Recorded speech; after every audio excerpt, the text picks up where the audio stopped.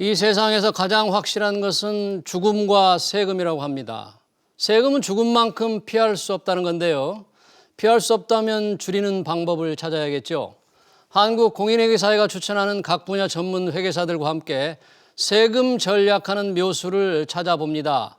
절세미남, 절세미녀, 매주 목요일 이 시간 찾아옵니다. 오늘은 한미회계법인의 김현재 회계사 나오셨습니다.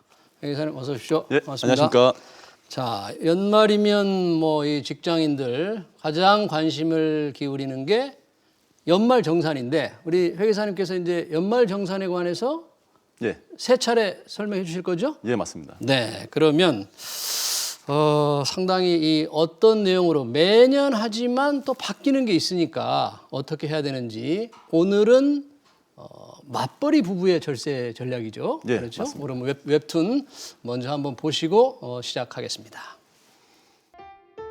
과장님, 무슨 일 있으세요? 아니 이게 말이 되냐고. 꼬박꼬박 월급에서 세금 나가는데 연말정산 때 돌려받지 못할 망정 100만 원을 더 내라니. 네? 과장님 와이프분이 엄청 많이 버시나 봐요? 무슨 소리. 우리 부부 수입보다 이대리네 부부가 훨씬 고소득자일걸? 그나저나 이대리네는 문제 없었어? 저희는 당연히 돌려받았죠. 근데 나는 대체 뭐가 잘못된 거야? 뭘 빠뜨렸나? 저희도 애가 둘이고 시부모님이랑 저희 부모님 다 계시고 조건만 보면 크게 다를 게 없는데요? 그니까 와이프랑 나랑 각자 부모님 공제 받았고 애들까지 부양가족 공제 받을 거 다 받았는데 아까운 내 돈. 네, 웹툰 보니까 연말정산 돌려받는 게 아니라 오히려 돈을 더 내야 하는 경우가 지금 우리 김 과장 케이스인데 그런 경우가 생긴다는 거예요? 예, 맞습니다. 모든 분들이 연말정산을 통해 가지고 돈을 돌려받을 것을 기대를 하지만 실제로는 그렇지 않은 경우가 많고요. 그게 또 맞벌이 부부 같은 경우는 이제 인적공제라든지 여러 가지 항목들을 어떻게 배부하느냐에 따라 가지고 세금을 더 낼 수도 있고 혹은 또 돌려받을 수도 있고 그렇게 되는 것입니다. 네. 그러면 이제 여러 가지가 있을 텐데 한번 하나씩 살펴보겠어요. 자, 제일 중요한 것 중에 하나는 이제 부양가족 공제 아니겠습니까? 그렇습니다. 부양가족 공제 많이 봉제를 받는 건데 부양가족 공제 조건이 같은데 누구는 돌려받고 또 누구는 세금을 더 내야 하는 더 내는 사람들은 혹시 뭘 잘못한 경우입니까? 어떤 케이스입니까? 그러니까 여기 웹툰에서 나오는 것처럼 지금 인원들이 다 동일하게 예. 장인, 장모 이렇게 그 자녀도 있고 네. 여러분들이 있는데 이렇게 만약에 이 부양가족들을 배분을 잘못하면은 더 내는 경우가 발생할 수도 있습니다. 그러니까 총 급여가 많은 쪽에 배분을 많이 하는 것이 일단 기본적으로 가장 유리하다고 볼 수 있고요. 예.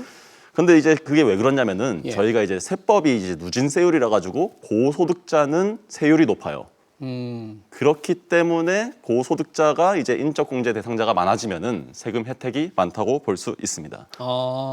그러니까 부양가족 수보다 누구한테 인적 공제를 배분하느냐, 예. 남편이냐 부인이냐 이게 더 중요하다는 얘기예요. 그게 중요합니다. 그러니까 남편이 소득이 높으면은 예. 남편 쪽에 많이 모는 것이 기본적으로 유리하다고 볼 수 있습니다. 그러면 항상 소득이 많은 쪽에 이렇게 배분을 하는 게 훨씬 유리한가요? 항상 많은 쪽에 유리하는 게 네. 아니라 네. 우선은 그러니까 그건 왜 그러냐면은 네. 저희가 1단계로는 첫 번째로는 소득이 많은 쪽에 다 배분을 하는 게 유리해요. 네. 그런데 부양가족들이 좀 많이 왔으면은 네. 그에 따른 의료비나 교육비나 여러 가지 비용들이 또 나갈 거잖아요. 네. 그러니까 그런 것들은 또 세법이 한도가 있기 때문에 한도를 유념하셔가지고 한도 내까지만 배분을 해야지 유리하다 이렇게 보시면 됩니다.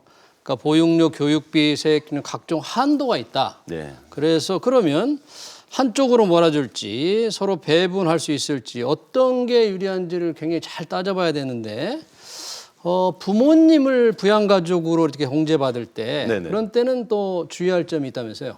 예, 맞습니다. 네. 부모님과 형편상 같이 동거를 하지 않더라도 예. 실질적으로 부양을 한다고 하면은 부모님을 기본공제 대상자로 넣을 수 있습니다. 음, 그리고 배우자의 부모도 기본공제의 대상자가 될 수가 있거든요. 예.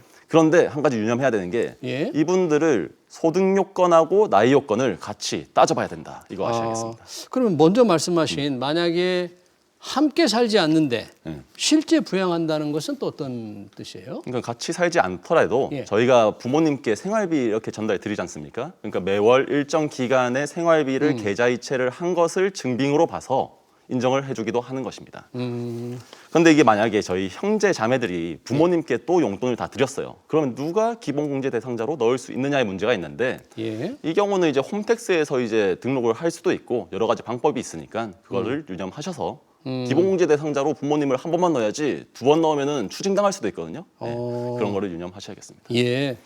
또 이 부양가족을 기본공제 받기 위해서 아까 소득공제 요건도 맞아야 된다 그러는데 그 소득공제 요건이란 건 뭔가요? 예, 저희가 세법에서 보는 소득이 그 여러 가지가 있습니다. 종합소득, 예를 들어서 사업소득이 있을 거고 근로소득이 있을 거고 뭐 기타 소득들이 여러 가지가 있는데 그런 것들이 100만 원을 초과하지 않을 때 기본공제 대상자로 넣을 수 있는 것입니다. 100만 원. 네. 그러니까 부모님이 은퇴하셔가지고 네. 근데 은퇴를 막 해가지고 퇴직소득이 발생했다. 예. 그러면은 기본공제 대상자에서 빠질 수가 있는 것이고 또 부모님이 은퇴하셔서 소득이 없는데 부동산을 양도했다. 그럼 소득이 발생하지 않습니까? 네. 그런 경우는 기본공제 대상자가 안 되는 것입니다. 네.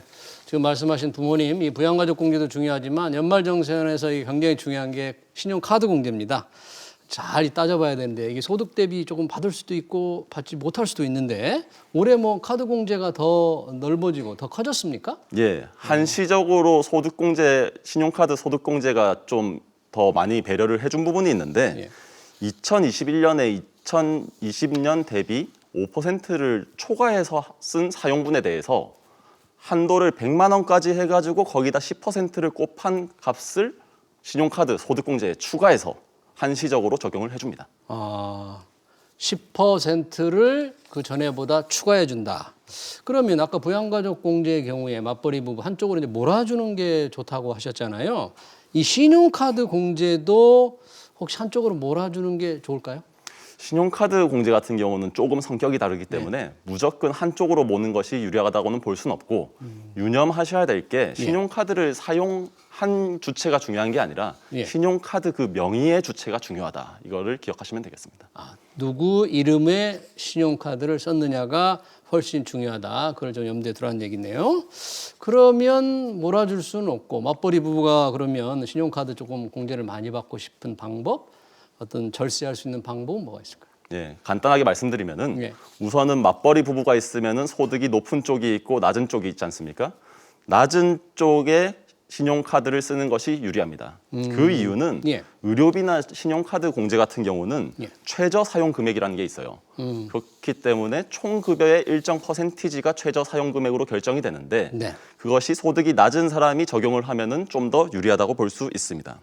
예를 한번 들어볼까요? 예. 남편의 연봉이 지금 7천만 원이고 부인이 지금 3,500만 원인 경우가 있습니다. 예. 근데 공동으로 사용하는 금액이 1,700만 원, 생활비가 1,500이고 여기서 의료비가 200만 원이라고 가정을 하면은 예. 이에 따른 세금 절세 효과가 부인이 지금 소득이 낮잖아요. 네. 3,500으로.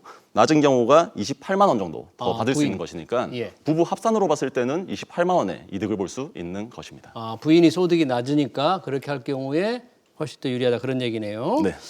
아, 그렇군요. 그러니까 이 부양가족 공제 또 신용카드 소득 공제 잘 따져봐야 되는데 맞벌이 부부의 이 연말 정산 절세 전략 다시 한번 좀 차근차근 한번 정리를 해주실까요? 네, 마지막 제가 세 가지 정도 말씀드릴게요.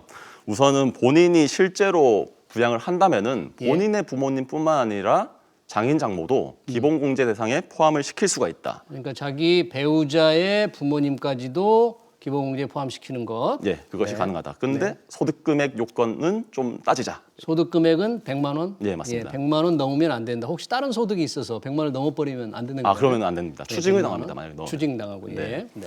그렇기 때문에 두 번째로 말씀드리는 거는 예. 먼저 기본적으로 인적 공제를 배분할 때는 예. 소득이 높은 배우자 쪽에 배분을 많이 하는 것이 유리하다 말씀드릴 수 있습니다. 네. 소득이 높은 쪽으로 네. 배분하는 게 훨씬 유리하다. 네. 네.